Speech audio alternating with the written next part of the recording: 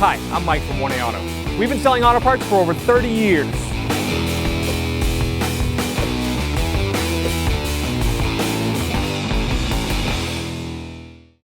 What's up guys, I'm Andy from 1A Auto. Today I'm going to show you how to reset the oil light in this 2013 Ford F250.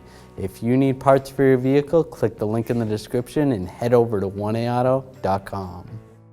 All right, to reset the oil light, I'm going to turn the key into the on position. Let the computer stabilize for a minute. All right, now I'm going to push the OK button right here on the side.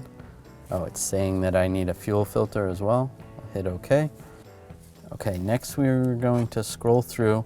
Now this is in the wrong setting, so when we're on gauge details, we're going to click the left arrow, and then we're going to scroll down to settings, and then scroll down. We're going to vehicle. Click OK on vehicle. Oil life reset, click the OK button. Press hold the OK button to reset the oil life. Oil life is now set to new. Get back to where we were. Thanks for watching.